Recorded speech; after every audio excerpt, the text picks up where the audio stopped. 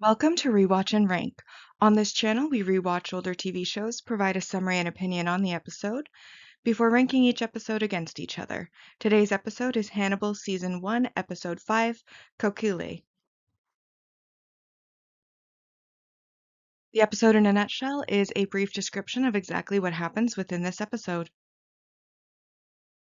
The dying man makes angels to watch over him before becoming an angel himself, while Jack discovers that his wife, Phyllis, or also known as Bella, has cancer.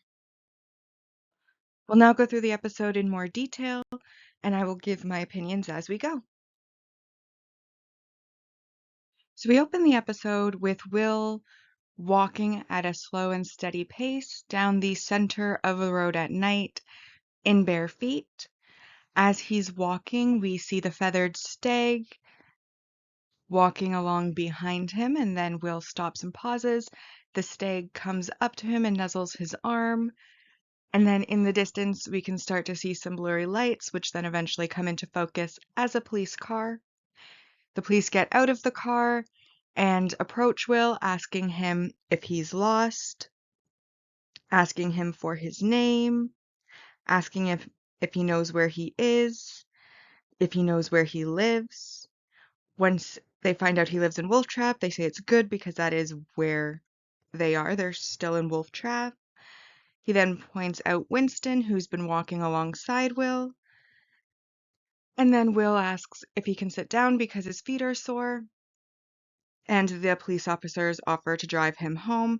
As he's sitting in the back of the car, he's again questioned by the police, asking if he's on any medications, prescription or otherwise, if he's been drinking, whether or not he has any history of sleepwalking. When they ask about the sleepwalking, Will kind of pauses and says that he's not even sure that he's awake now.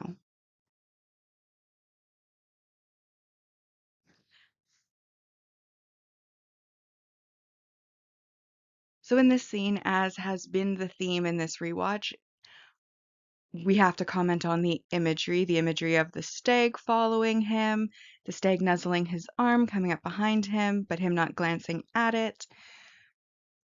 And then this is also the first time that we are actually seeing that there may be something going on with Will, that he may be ill, or that he may be extremely stressed, that something's happening that's causing him now to sleepwalk, which, as he hadn't been doing that before, will indicate that there is something that's changed.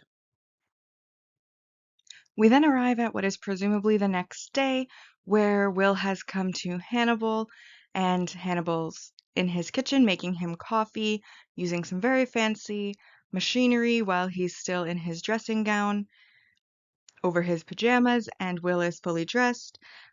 Hannibal then comments on the sleepwalking, making a bit of a joke that he can be sure it's safe to assume that he's not sleepwalking now. Will, of course, apologizes, but Hannibal tells him that his office hours are for patients, but his kitchen is always open to friends, before commenting how onset of sleepwalking in adulthood is less common, and Will suggests maybe it was a seizure, but Hannibal says potentially post-traumatic stress, commenting on how Jack has gotten his hands dirty so far, and Will kind of defends Jack, saying he wasn't forced back into the field. And Hannibal kind of comes back saying he wouldn't say forced either, but manipulated would be the word that he would choose. Will tries to say that he can handle it. Hannibal then suggests potentially all of the traumas and the things that he's seeing on a daily basis is overwhelming his body's regular functions. And then Will kind of says, if my body's walking around without permission, you'd call that a loss of control. And Hannibal just says, wouldn't he? He then goes on to say that sleepwalkers have difficulty handling aggression and asks Will if that's potentially what he's dealing with. And then Will kind of comments, calling back to an initial conversation that they had where Jack sees Will as fine china, But then we hear Will say that he's starting to feel like he's actually an old mug. And Hannibal tells him he entered into a devil's bargain with Jack, which will take its toll. And again, Will tries to defend Jack, saying that he isn't the devil, but Hannibal just comes back with, when it comes to how far he's willing to push him in order to get what he wants, that he's definitely not a saint. This is where we're starting to see the religious imagery of this episode come in to play. We're starting to where they're talking about devils and saints and aggression and all of that. So that's a little bit of foreshadowing for what's to come further in the episode. We also kind of call back to what I've been saying throughout most of this rewatch, where they keep talking about how Jack is treating Will delicately, and yet as an audience member, all of their interactions have never felt that way, at least not to me as an audience member. And now we have the admission that he feels like an old mug rather than fine china, which I think would have been the better description from day one. So I'm glad that they called that out, that they've noticed themselves that they haven't actually been treating Will delicately at all. We then get a brief silent scene where we see a man scooping ice at a motel into one of the ice buckets that they provide. He glances over, sees what looks like a nice family walking in, goes back to scooping ice, glances up again, and then we see a couple who are walking into the motel, but this time their heads and hands and everything change to being skull-like and on fire. The man, of course, stares for a little bit until they are out of sight. Again, a little bit of foreshadowing into what we can assume is our bad guy for this episode, but otherwise a very brief scene. So we start this scene with the motel that we had seen earlier, now having police tape across it, filled with police officers, bystanders, etc. in the parking lot. Will and Jack walk down the hallways of the motel towards the actual crime scene where the murders took place. And Jack informs Will that the room was registered to a John Smith, which was obviously a fake name. And Will says that it's an appalling failure of imagination. Jack goes on to say that they paid cash, no security cameras on the premises, which again is no surprise. They then learn that the victims are Mr. and Mrs. Anderson, and Jack informs him that they were mutilated and displayed, though it's not the Chesapeake Ripper because there were no surgical trophies taken. Jack then informs Will that he's going to need to prepare himself for this one. And then Will says that he is prepared, but Jack says that he needs to prepare himself some more as it's soup.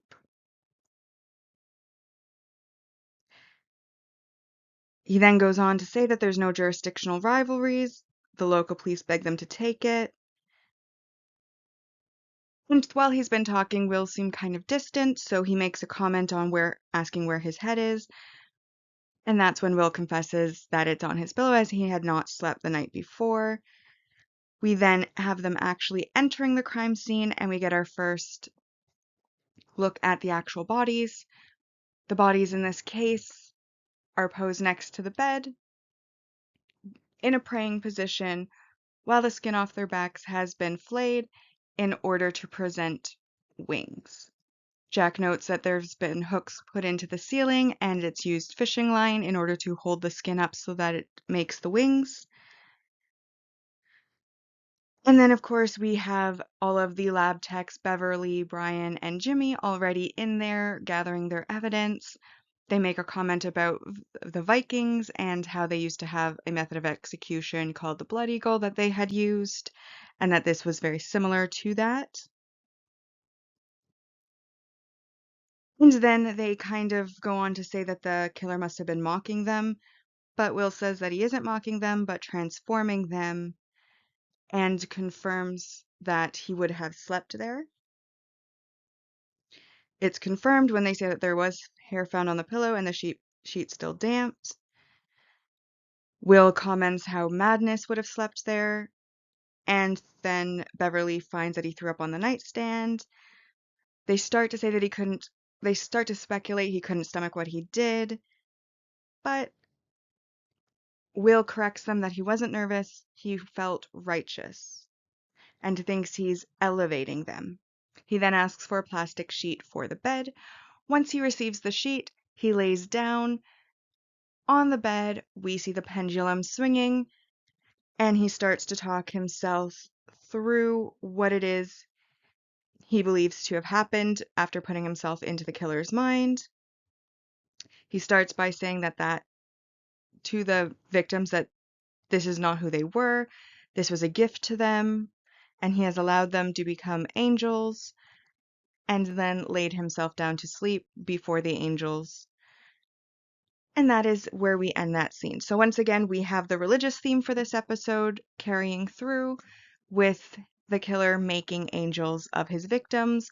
As we saw earlier, we saw that they were on fire before, which would indicate, of course, and as rewatchers we already know, foreshadowing that he believes the people he is killing to be evil and he is transforming them into the angels.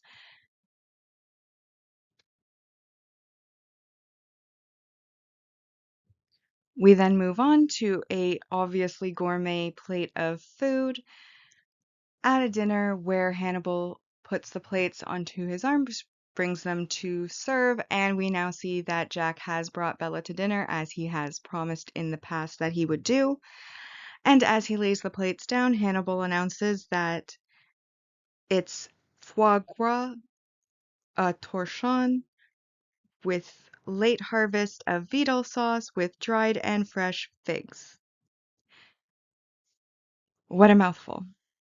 And then he, of course, takes his place, and Jack takes a bite, a very, very small bite, says how wonderful the cooking is, and then starts making conversation with Bella, who reveals that her actual name is Phyllis, and she's called Bella because that was a nickname she received in Italy back when she and Jack were both stationed there. It's revealed that Jack used to be part of the army and that she was NATO staff. They then continue to eat for a little bit until Bella, who's been sitting stiffly and not touching her food, asks to skip the course as she considers foie gras to be cruel to the animals. Hannibal then goes on about how he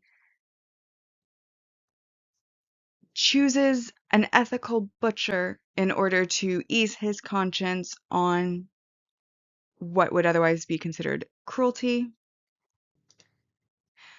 Bella is a little shocked by this, commenting kind of in disbelief that there would be such a thing as an ethical butcher, because they're essentially being kind to animals and then eating them.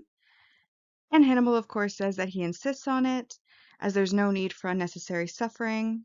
He notes that human emotions are a gift from our animal ancestors, but cruelty is a gift that humanity has given itself. It's the gift that keeps on giving, and then he gets up to pour more wine for Bella. As he does so, he does inhale deeply. He then makes a comment on her perfume, guessing correctly on what type of perfume it is. Jack makes a comment, or she makes a comment on some kind, she makes a comment on how good his nose is, and he goes back into his childhood, noting he noted his keen sense of smell back when he was a young man. He then starts pouring wine on the other side of the table for Jack, and then notes that he was aware one of his teachers had stomach cancer before even he was. Jack notes that it's a parlor trick. And then Hannibal introduces the next course, which is going to be roasted pork shank, and he assures Bella that it was a especially supercilious pig. We as an audience are left to assume that it probably in this course was not actually a pig. But again, this scene, we get a little bit of character development. We learn a bit more about Hannibal's past, his gift as far as sense of smell, ability to smell diseases, supposedly. Now, I'm not sure in any reality that that would actually ever be a thing. So I'm wondering if that's kind of like a supernatural. Like, see, with Hannibal, it's always difficult for me because it's like, is there a supernatural element or not? Because some of the things that happen are just kind of unbelievable, such as, for an example, the empathy disorder that Will has, where he's hallucinating feathered stags all the time, being haunted by them essentially. Then you have like Hannibal's sense of smell, which again, I don't know. It could be an obscure like thing that actually exists in reality, but it comes off as more of a supernatural that you can smell diseases or that a human would have a nose that could smell diseases and things like that. But we learn more about Hannibal. We learn a little bit more about Jack and his wife and how they met. And then, of course, as always, there's the aesthetic of the dining room, which is absolutely fantastic. The aesthetic of the food on the plate, because he always goes one step further and makes the really gourmet dishes. We next go back to the murders, where we find ourselves in the autopsy room with Beverly, Brian, Jimmy, and Will, and they are removing the hooks from the bodies as they are examining it.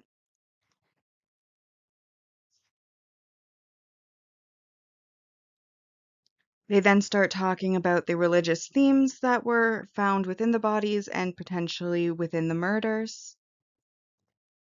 It is then revealed that at least the female body, which they are currently working on, managed to survive for 15 minutes at least once her skin was removed and hung up. They also note that there was powder residue on the neck of a soda bottle, which then shows that the way he was able to get his victims weak was basically a paralytic agent, so that he was able to get them. The lab techs then start to wonder whether or not he had a god complex and was making them pray in supplication, but Will corrects them that they weren't praying to him, but meant to pray for him, noting that the killer was afraid. This, of course, makes them wonder what is somebody who could do something like this afraid of.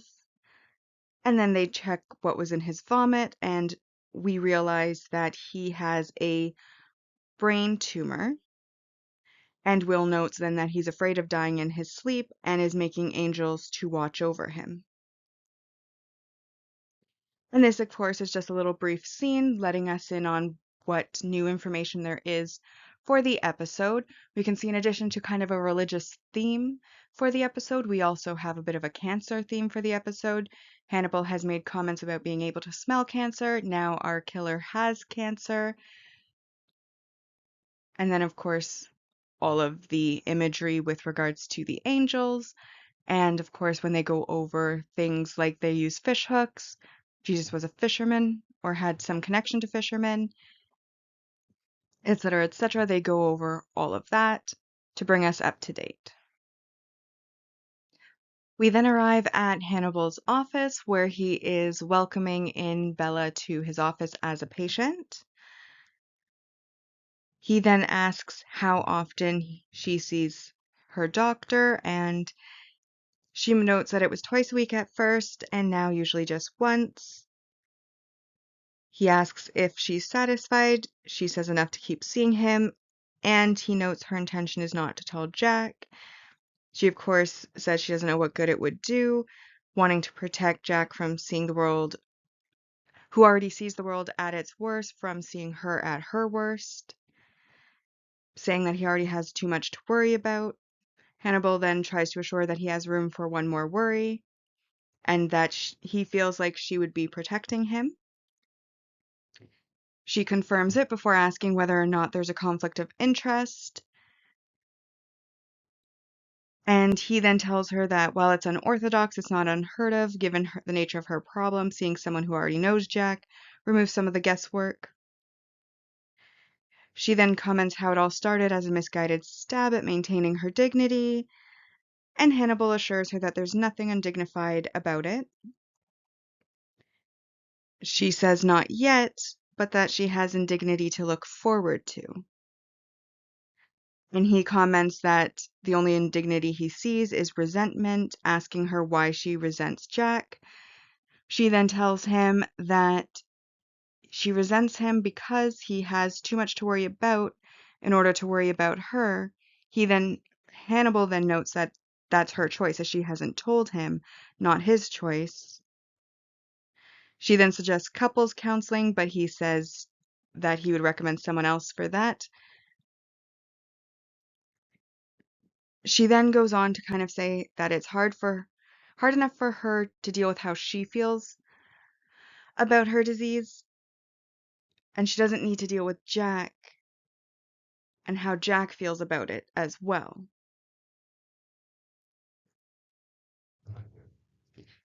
So in this scene, they don't outright say that Bella has cancer, but as we are rewatchers, we know that that is in fact the case.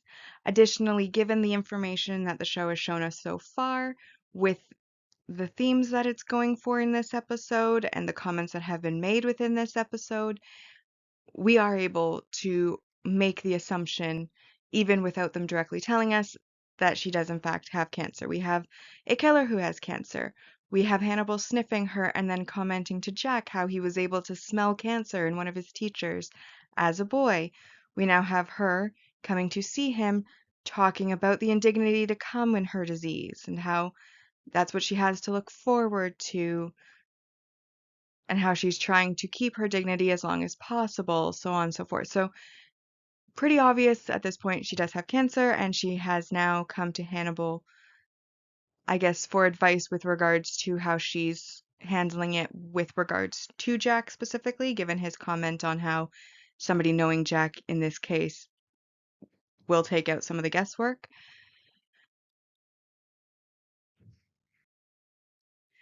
So we find ourselves now in Hannibal's office again, but this time it is Will who is there. Hannibal is up on his indoor balcony looking through some of the books that he has on the shelf. He pulls one out, tosses it down to Will, who is in the main office, and then pulls out another book, which he then opens. He and Will then have a conversation over the balcony about the Angel Maker, which is their killer for this episode, where they talk about some of the more spiritual side of things before Will then asks how exactly he is supposed to profile someone who has an anomaly in their head changing the way that they think. Hannibal then confirms that brain tumors can change the way that somebody sees the world, even causing hallucinations. However, that the driving force behind the Angel Maker to create heaven on earth is a simple issue of mortality. He then asks if he can't beat God, he becomes him. And Hannibal comments that Will had said that he was afraid. Will then says that the killer feels abandoned. Hannibal asks Will if he's ever felt abandoned, and then Hannibal comments how abandonment requires expectations. Hannibal then brings it around to Jack, asking what his expectations of Jack and the FBI were. Will says Jack hasn't abandoned him. Hannibal then comments on how gods abandon their creations, that Will says he hasn't been abandoned, but at the same time he finds himself wandering around Wolf Trap in the middle of the night. This, of course, gets a chuckle from Will, who says this should be interesting and asks Hannibal to continue. Hannibal then goes on to say that Jack gave Will his word that he would protect his headspace, and yet has left him to his own mental devices. Will catches on, asking if he's trying to alienate him from Jack, and Hannibal covers for himself, saying that he's just trying to help him understand the Angel Maker that he seeks. And then goes on to talk about how if he was classic paranoid schizophrenic, how they might have been able to draw him out. But ultimately, they go on to talk about his self-destruction or potential for self-destruction before Hannibal just asks who prays over us when we sleep. Once again, we do get the religious themes of the episode coming through, and we also start to see Hannibal bringing up Jack in a more negative light to Will. I think Will was definitely right when he was calling him out about him wanting to alienate him from Jack. We already know that Hannibal from previous episodes has a bit of an unhealthy interest in Will, and alienating him from those he would be close to is a good first step in getting Will into a state in which he is easily manipulated. So I think Will is right to call him out there. And then, of course, we get the general going over the case, trying to get more as far as the psychology of the killer, and of course, how Will's empathy disorder may be hindered by the fact that he has an altered, that this killer has an altered perception. We then get a short scene with Bella and Jack where they have a conversation where he notes that, there's some distance between them that wasn't there before, and he wants to have a conversation about it. She's saying that it's nothing personal and everything is all right, and that she's a bit overwhelmed at the moment. He asks her what with, and she says things at work, etc. She has some things that she needs to sort through, and it's outside of his jurisdiction. He then tries to get her to speak to him, saying that he's very good at sorting things out, and at the very least, he can underwhelm her while she's being overwhelmed, and she comments that he's never been able to underwhelm her. He asks if there's anything that he can offer her to help, but she tells him nope. So he comments that as her husband, what he's able to do is leave her alone and not ask any questions. She tells him he can ask whatever he wants to. He says he won't insult her by asking if there's someone else, which is a bit of a passive-aggressive way to ask, is there somebody else? She thanks him, and then he goes on to say that she'll sort out whatever she has to sort out, and then they'll get back to being us, before saying that he loves her, and she says that she loves him too, and they both go to sleep. Again, we get a little bit of a snippet into how she's dealing with the fact that she has cancer, but also that there have been some marital problems and some distance growing between them as a result of it. So we then get a short scene of what looks like a back alley at night. We see our angel maker walking down that alley, and a security guard also walks down, passing him, and to the angel maker looks like he is on fire. We then get a bit of a time skip, and we see Will looking up at some scaffolding as the police lights illuminate the scene with blue and red lighting. And they see that the security guard has been strung up as an angel on the scaffolding. After a short little while, Jack then approaches Will from behind and asks, "Why angels?" Will notes that it isn't biblical. His angels have wings, and notes that in sculptures and paintings, angels can fly, but not in scripture. So he's drawing from secular sources. Will notes that his mind is turned against him and there's no one there who can help him. We then see that the lab techs are processing the scene, and Brian notes that he left behind a piece of himself. Beverly notes that he has castrated himself, and that is when Will notes that he's not just creating angels, but he's getting ready to become one, as angels don't have genitalia. So then, of course, there's some questions, like if he was afraid of dying, now he's getting used to the idea. But Will notes that he's not accepting it. He's either accepting that he's going to die or he's bargaining to try to not die. And of course, then Jack asks, well, does this mean that he's just getting started with angels, or is he already over the angels? Will, of course, doesn't know. Then Jack starts pushing, asking how he's choosing them. Will again says he doesn't know to ask the Angel Maker. Jack says he's asking him, and Will snaps. He tells Jack that he's the head of the behavioral science unit. He should come up with his own answers if he doesn't like his.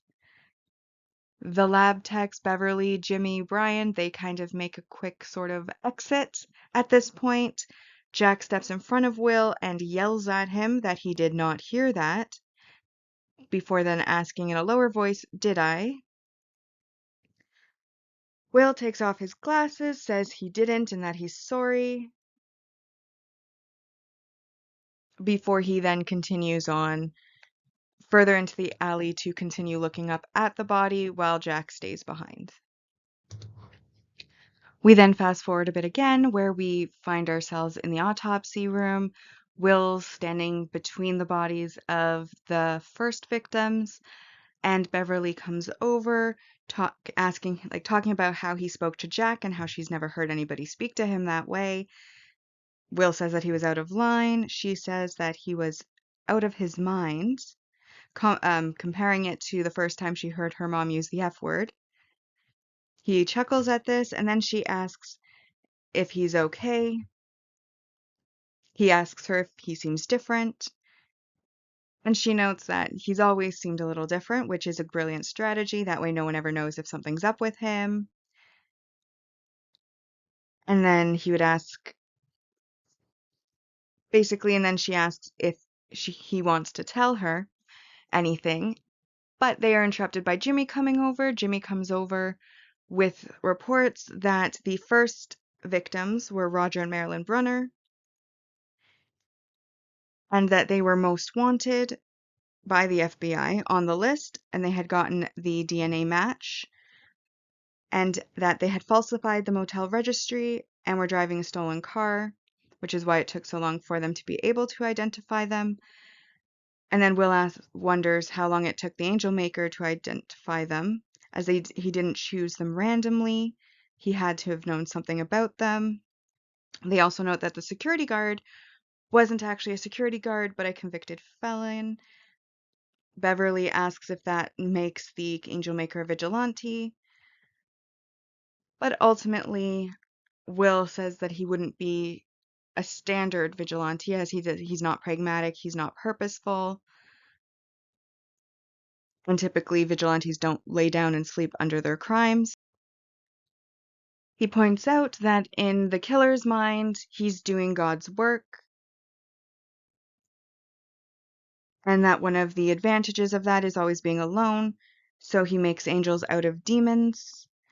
When the question is asked how he knows they're demons, Will notes that he doesn't have to know, he just has to believe.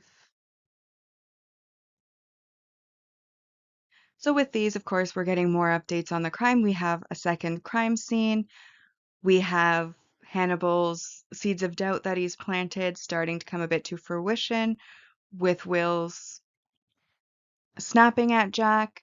We have more expansion on the relationship between Will and Beverly and their friendship when she takes the time to come over and approach him to make sure that he is okay, to ask him about what's happened. Arguably being a little bit better of a rock than Hannibal is in general. And then, of course, we have more speculation on the Angel Maker's psychology and motivations, etc. by them all. However, I have to make a point. One of the things I love about this show the most is the imagery. And I just feel that the imagery in this episode, while there is imagery there, it's a lot less frequent, and it's also not as aesthetically appealing as some of the other imagery that we get to see later on.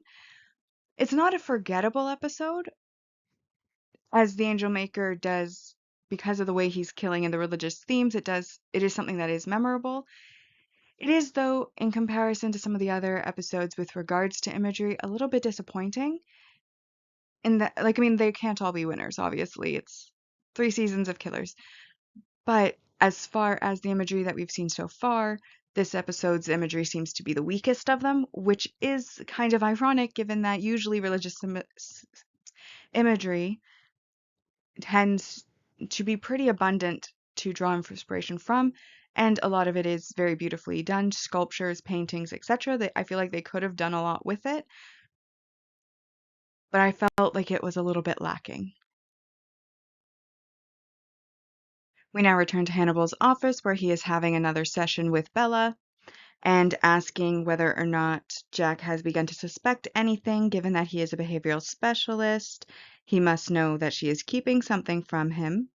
She says that he definitely knows and calls out the fact that he had asked her if she's having an affair by reassuring her that he didn't have to ask, which we called during the scene. Hannibal then says that he doubts that she's being unfaithful, and she asks why he doubts that, and he tells her that it's clear she loves her husband. She notes that even women who love their husbands may still find a reason to cheat on him, but Hannibal assures her that she wouldn't. But he does note that she does seem to be betrayed more by Jack than she does her own body. She tries to say she doesn't feel betrayed by Jack, and that there's no point in being mad at cancer for being cancer.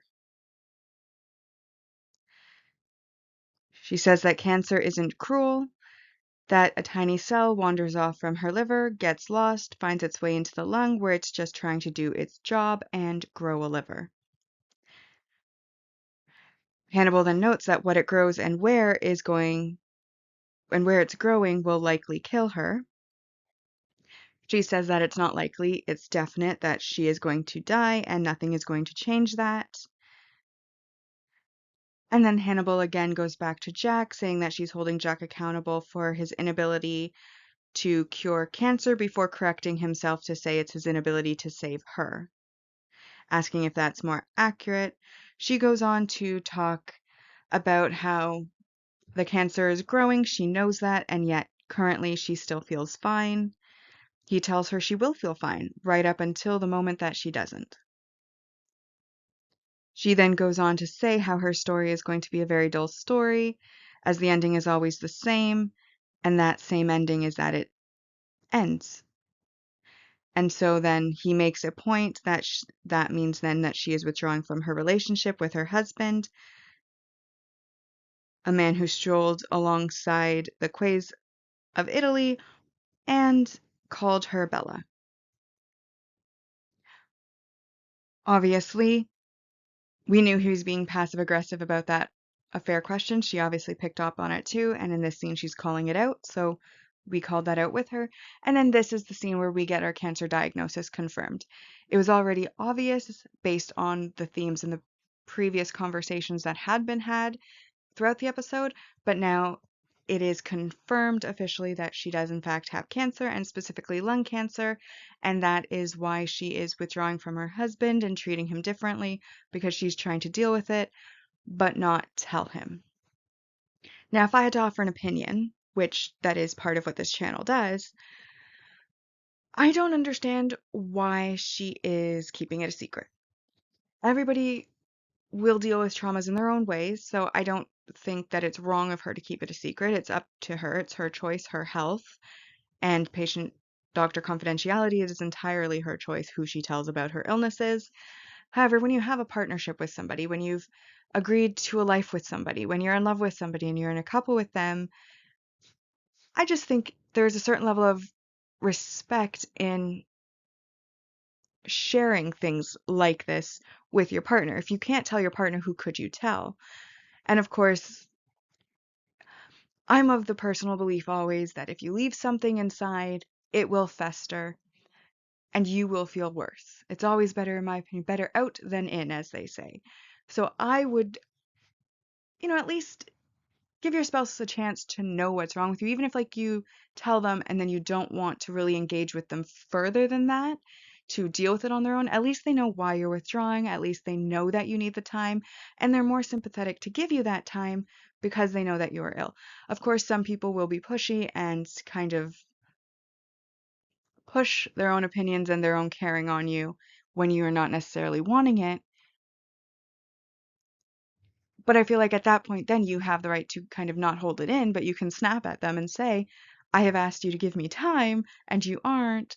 And you'll have that, like, you'll have more options, shall we say, in your interactions with that person when they are in the know, and you don't have to keep it all inside to yourself as a secret. Secrets, just in general, tend to be harmful. We then get a scene where Will is sleeping, glances at the clock, goes back to sleeping, glances at the clock, it's 2 a.m., goes back to sleeping, glances at the clock, it's 5 a.m., goes back to sleeping, and then suddenly wakes up to his dogs barking, and he's standing on his roof, not his top roof, but like the overhang that's kind of outside of his second story window, that roof. And his dogs are barking from inside out this window. Short scene, again, kind of like the first scene, highlighting that Will is now sleepwalking. He is now entering into a more abnormal state than usual, which, as rewatchers who know the future, we know is going to be a theme going forward for a little bit. Now, with the dogs, they're barking through this window, and this window is kind of like very, very, it's one that doesn't open up and down, but just kind of swings out a bit and has like a little metal piece attached for it to open. And that opening does not look like it is big enough for a person to get through. Even the dogs are having trouble sticking their heads through and weren't even able to follow him onto the roof because the space is so small. So what I want to know is, while the imagery is nice of him being on the roof and it's kind of like, oh wow, he got himself into such a situation, how did he do that? Because I feel like almost like he would have had to leave his house, bring out a ladder, climb up there, and then open the window so that the dogs could bark for him to get onto that roof, because the space that's available within that window, which only opens a limited amount, is not does not look like it's enough for a person to get through. And I feel like that may have been an error on the part of whoever was making the show, that they didn't maybe consider the fact that to get out of the window, he would have had to fit out of the window, and it doesn't look like he would. Now, I could be wrong, but genuinely doesn't look like he could fit. Doesn't even look like the dogs are able to fit out. I don't see a sign of a ladder, so it does, again, beg the question, how did he get onto the roof? And then how is he going to get off of it?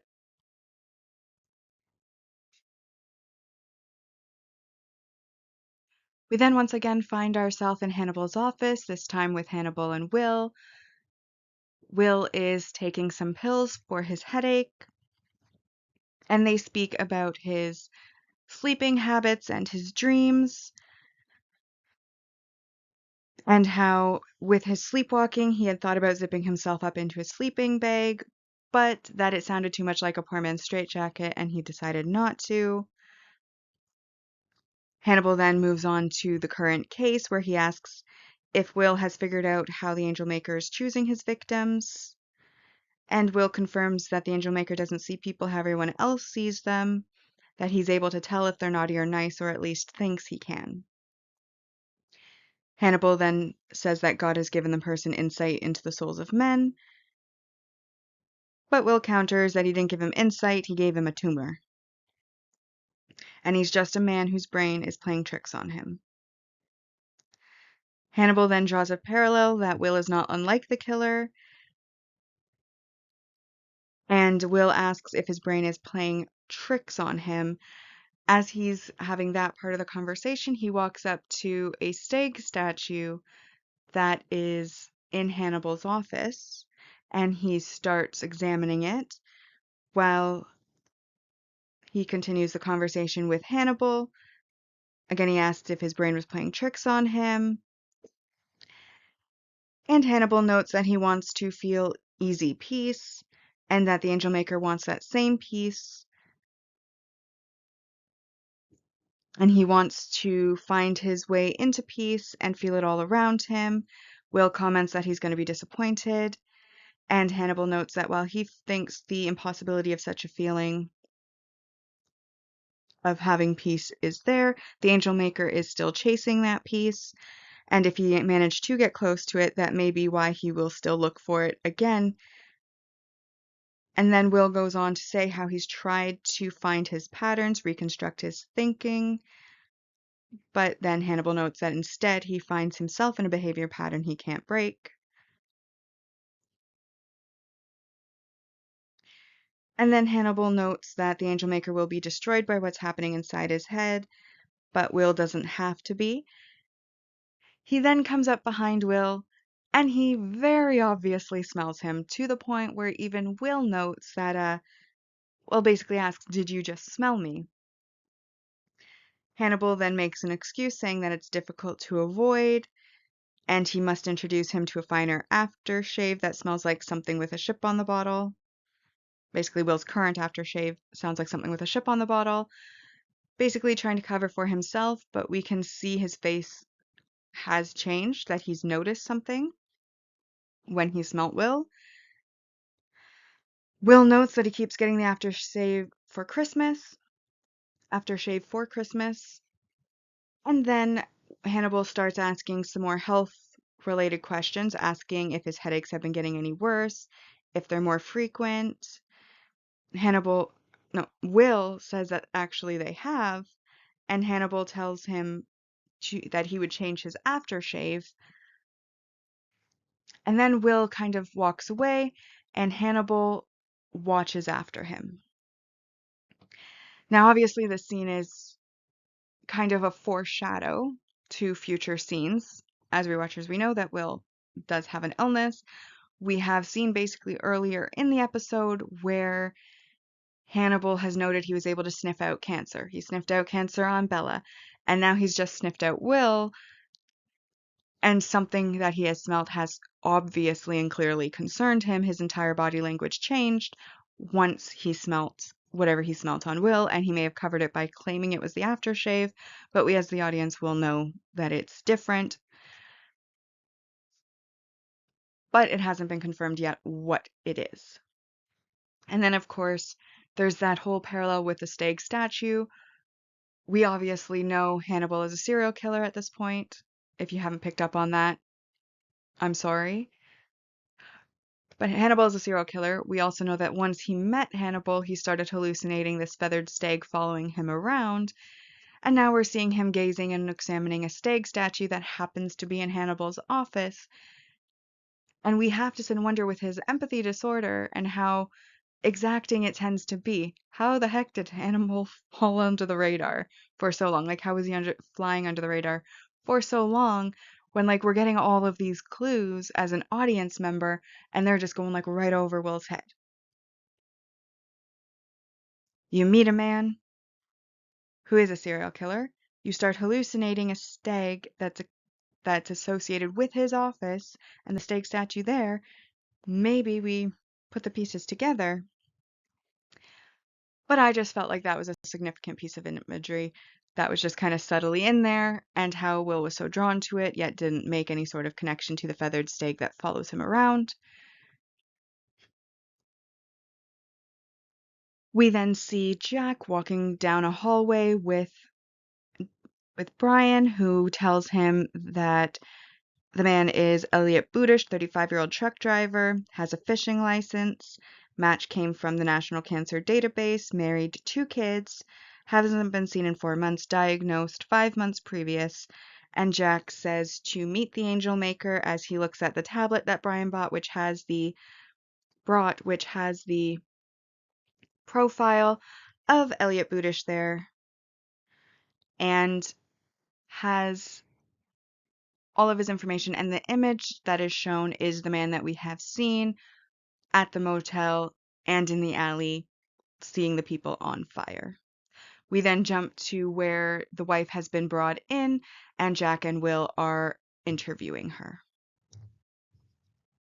While interviewing the wife, they ask her questions about her husband and whether she'd seen him since he left. She lets them know that she left him and she hasn't seen him since. Jack asks why she left, and she says that it was because of his cancer, which she acknowledges makes her sound like a horrible wife. Jack reassures her, saying he's sure she had her reasons. And then she goes on to talk about how she took a leave from work to be with him. She wanted to be there for him, but all he wanted was to be alone, and that he kept pulling away and pulling away. and he made it clear that he didn't want her there. And then it wasn't clear, and then it didn't matter why he was acting the way that he was, because at this point it had gone too far. She had to think of her children. She couldn't be the mother that exposes her children to someone losing their mind. While she's saying all of this, Jack is having an epiphany about Bella, realizing the similarities in behavior, and he sort of walks away, goes behind his desk, kind of starts to have a little bit of a breakdown, has to rub his eyes, which are tearing up. So Will takes over the interview a little bit, asking if Elliot was ever violent. She notes that he was angry, but that he never acted out any violence on her or the boys, which are their children. She then notes how it was hardest on them to see him slip away and lose himself, and them losing their father. She thought that as he got weaker, as the cancer got worse, that it would be less confusing for them, and they could just see him as a sick man instead of someone terrified. Will then asks about her husband's faith, and she notes that Elliot never had been religious previously, asking if he is doing anything religious. Will notes that he may believe he is, and then Jack pulls himself together enough to say that your husband is dying and most likely soon, and they just want to find him before he can hurt himself or anyone else. She then notes how as a child he had almost suffocated in a fire, which was a near-death experience, that the firemen had said that he must have had a guardian angel to survive. They then ask where this had happened, and she notes that it was a farm where he grew up. Now, obviously, the main purpose of this scene is for Jack to have that epiphany about Bella, and I do think the actor did a very good job of relaying his breakdown non-verbally with the walking around the desk to remove himself from the situation, quietly kind of like just rubbing at his face, rubbing his eyes tearing up as he's coming to this realization that all of the behaviors are lining up to what may be going on with his wife, not an affair, but an illness, and that she has chosen not to tell him. And then, of course, it's giving us the clues on where to find the angel maker. But the main purpose is that epiphany of Jack's, and I think that was incredibly well acted. Will and Jack arrive at the farm, and they make their way into the barn where they are able to look up, and Will makes a comment that this is the last one, and Jack glances up as well, asks if it's Buddhist, and Will confirms he made himself into an angel. It wasn't God, it wasn't man, it was his choice to die, as much as he was able to make it. And up above, we can see that in the rafters, Buddhist somehow managed to turn himself into an angel just as he had killed the other people and is now deceased. Will then turns to Jack and tells him that he doesn't know how much longer he's going to be able to be useful to him. Jack comments on the fact that he's caught the last three. Will says he didn't catch this one. Elliot Budish just surrendered. Jack then says that he's used to his wife not talking to him, but he doesn't have to get used to Will not talking to him too. Will then goes on to say how hard and how much harder it's going to be to make himself look. What Jack says nobody's asking him to look alone. Will then strongly tells him that he is looking alone and that Jack knows what looking does. But Jack is not very sympathetic at this time. He says that Will knows what happens if he doesn't look. And then Will says that he can make himself look, but the thinking part is starting to shut down. Jack asks what it is about this one, but Will says it's not just this one, it's all of them, the ones that have already happened, the ones that are going to be coming in the future. Jack says he wants to go back to his lecture hall, and he says that he doesn't, but that may be what he has to do because this looking is bad for him. Jack then decides to tell him that he's not his father, He's not going to tell him what he ought to do. But Will comments that seems to be exactly what he's going to do. Jack then tells him that he can go back to his classroom, and while he's in his classroom, he'll know that there's killing going on that he could have prevented, and that is going to be a negative effect on him. Will then says that he might just quit and go fix boats, and Jack says if he wants to quit, he can quit before he leaves.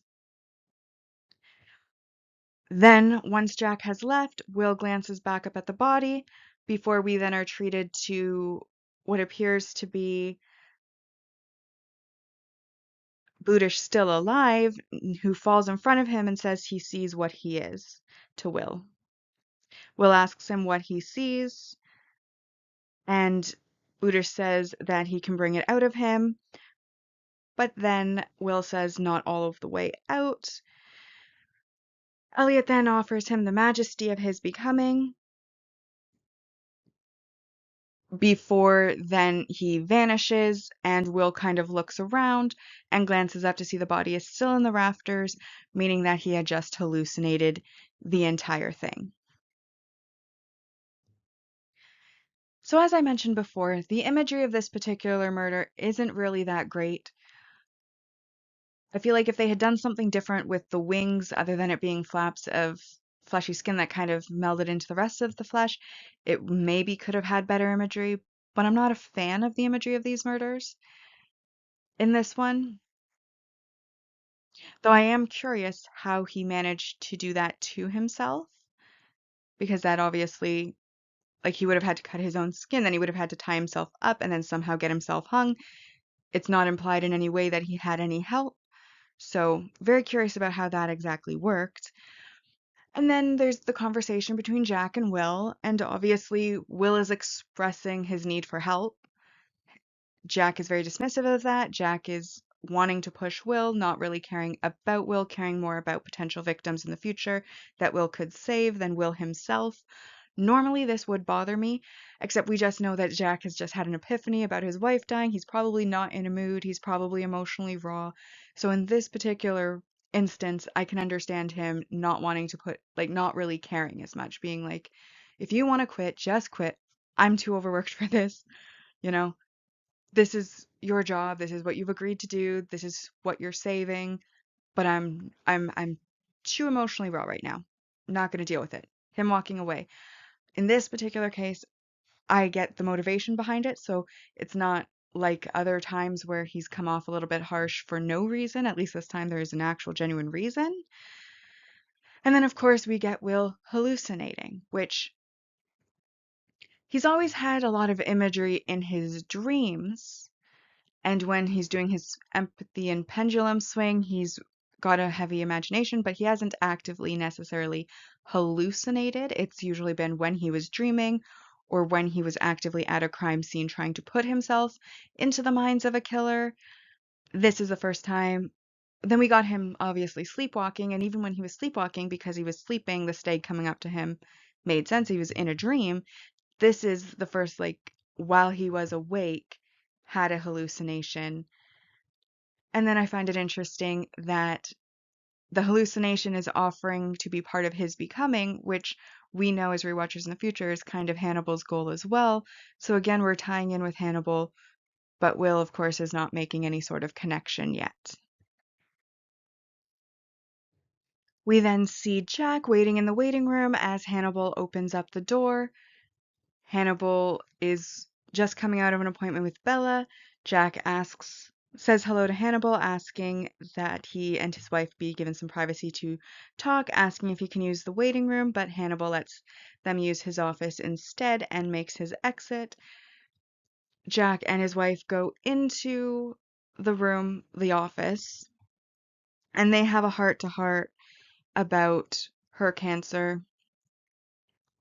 She realizes that he knows and he asks when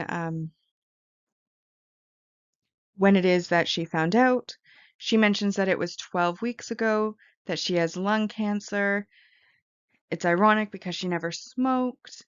He asks if it's treatable, and she says stage 4, and they both know there's no stage 5. He asks her about when she was going to tell him, and she tells him that it was far enough in the future that she's not prepared to speak about it right now. And he says he's not prepared for it either, but that they're going to have the conversation. They then discuss chemotherapy, and she notes that she's thinking that she doesn't want chemotherapy. He asks if he has any say. She says that he doesn't.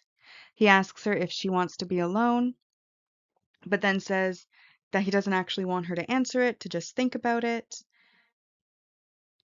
and tells her that he wants her to know that he doesn't want her to be alone, not now and not ever, and that they'll beat it together.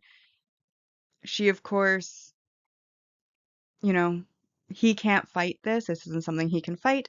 And he confirms that it's her fight, but that he's in her corner, not going anywhere. She then tells him that she appreciates that, but she's not comforted by it. And she knows that to comfort her is what he needs, but that she can't give him what he needs right now. He tells her not to worry about what he needs, and then asks again why she wouldn't tell him.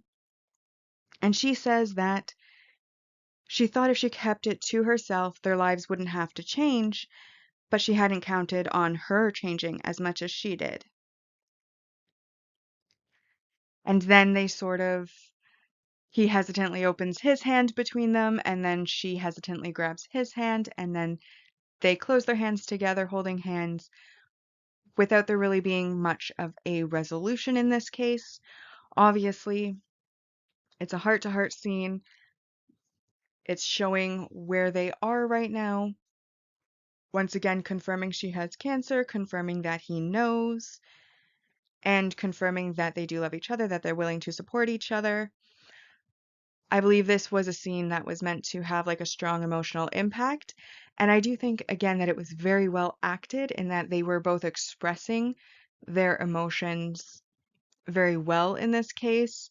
And they were communicating in a very healthy way, which is always nice to see about in relationships that are in fiction, because a lot of times fiction will take the opportunity to show very toxic relationships so that they're showing one that's at least got healthy communication. I appreciate that.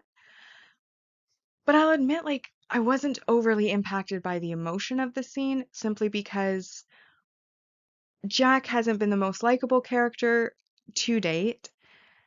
And then Bella, we've only seen her very briefly, but what we've seen has been very uptight, very stiff. And we know that that's because she's holding in a secret, she's changed due to the cancer, etc., etc. But because neither of the characters are as compelling, their emotion isn't necessarily as compelling either. For me, at least personally. But again, I do think that this scene shows a healthier version of communication, and I think it is a nice scene to show the depth of their relationship as well.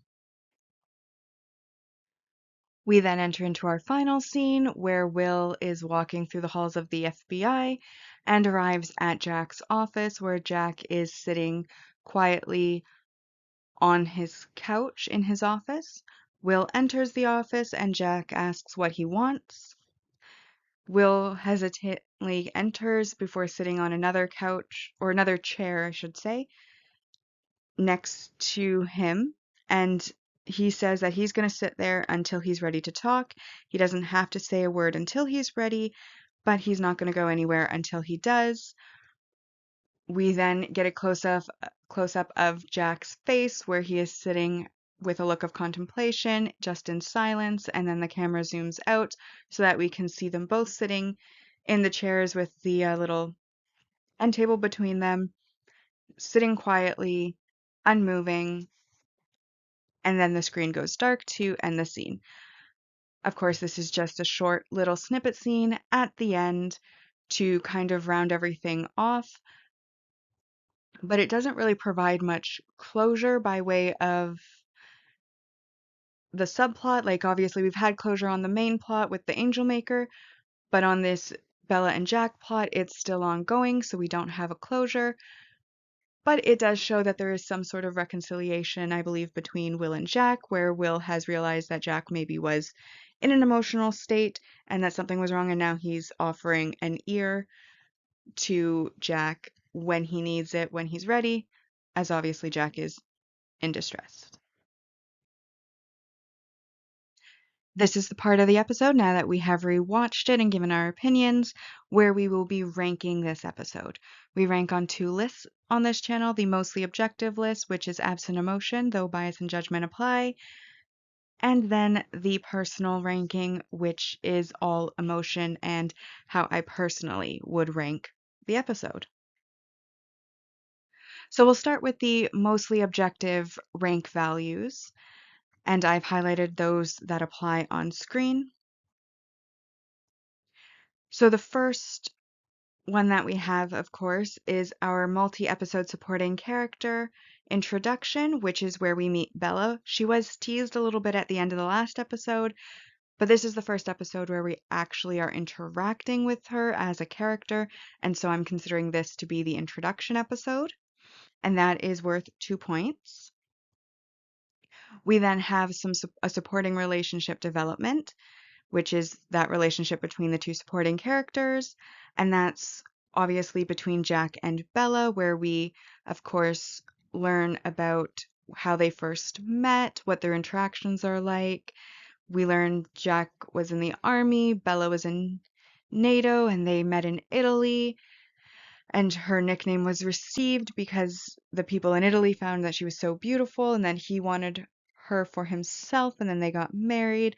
We also see kind of their interactions as a couple as well, while she's trying to hide the cancer from him, and then after he finds out about the cancer. So a lot of development into this relationship and their dynamic, so that's another 2 points.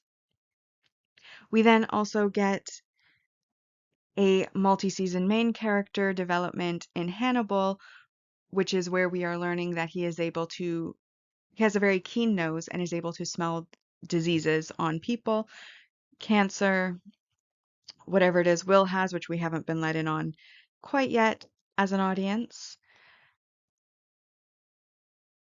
And so that is worth 4 points. And then to the negative side of things, we of course have the failed emotional impact. The scene in Hannibal's office where Jack finds out about Bella's cancer, the epiphany that Jack has before that about her cancer, and even that last scene with Will coming to Jack to give him an ear to speak to when he's ready. I feel like all of these were meant to be emotionally impactful to the audience. We, as the audience, were supposed to care and feel something strongly about the whole situation. Now, as I had mentioned at the actual scenes, because I haven't really been a fan of Jack's treatment of Will to date, or Jack as a character, and we've just met Phyllis, and Phyllis has been very stiff and upright, and we haven't really gotten to know her that well, as it's the first time we're seeing her, and what we have seen has been very standoffish and cold.